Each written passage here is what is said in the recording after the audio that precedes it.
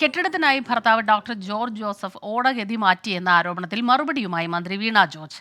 ഹരിദാസൻ എപ്പിസോഡിന് ശേഷമുള്ള അടുത്ത നുണക്കഥയെന്നും നിയമ നടപടി സ്വീകരിക്കുമെന്നും മന്ത്രി ഫേസ്ബുക്കിൽ വ്യക്തമാക്കി. റോഡ് അളക്കണമെന്നാവശ്യപ്പെട്ട് ജോർജ് ജോസഫ് ജില്ലാ കളക്ടർക്ക് പരാതി നൽകി. ശ്രീകുമാരൻ ചേരുന്നുണ്ട് പത്തനംതിട്ടയിൽ നിന്ന് വിവരങ്ങളുമായി. ശ്രീജിത്ത്, ആദ്യം ഇക്കാര്യത്തിൽ മന്ത്രിയുടെ ഭർത്താവ് ഈ രീതിയിൽ ഓട മാറ്റി എന്നുള്ള രീതിയിൽ ആരോപണങ്ങൾ വരുന്നു, അതിൽ പ്രതിഷേധം വരുന്നു. അതിനുശേഷം അദ്ദേഹം തന്നെ ഇതിൽ വിശദീകരണമായി രംഗത്തെത്തുന്നു. ഇപ്പോൾ മന്ത്രിയുടെ ഈ ഫേസ്ബുക്ക് കുറിപ്പ് അതിൽ എന്തെല്ലാമാണ് പറയുന്നത്? വളരെ വ്യക്തമായി തന്നെ ഫേസ്ബുക്ക് കുറിപ്പിൽ പറയുന്നുണ്ട്.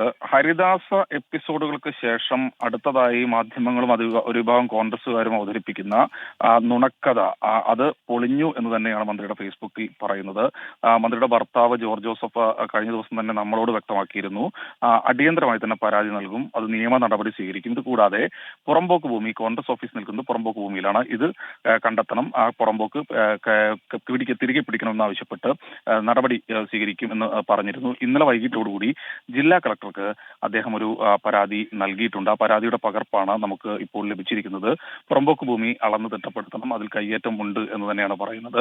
എന്തായാലും ഇത് സംബന്ധിച്ച് കളക്ടർ കഴിഞ്ഞ ദിവസം വിളിച്ചപ്പോൾ പറഞ്ഞത് ഒരു പരാതി ലഭിച്ചാൽ ഉടൻ തുടർ നടപടികളിലേക്ക് കടക്കുമെന്നാണ്. അതിൽ ഏറ്റവും പ്രധാനപ്പെട്ട വിവരം KRFB അവരാണ് ഈ റോഡിന്റെ നിർമ്മാണ ചുമതലയുള്ള ആളുകൾ.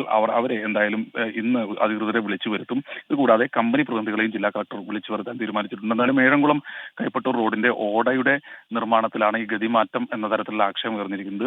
അത് CPIM ആരോപിക്കുന്നത് കോൺഗ്രസിന്റെ കയ്യേറ്റ ഭൂമി സംരക്ഷിക്കാൻ വേണ്ടിയാണെന്നാണ്. കോൺഗ്രസ് ആരോപിക്കുന്നത് മന്ത്രിയുടെ ഭർത്താവിന്റെ കെട്ടിടത്തിന് വേണ്ടിയാണ് ഇത്തരത്തിൽ റോഡിന്റെ അലൈൻമെന്റ് മാറ്റിയത് എന്നാണ്.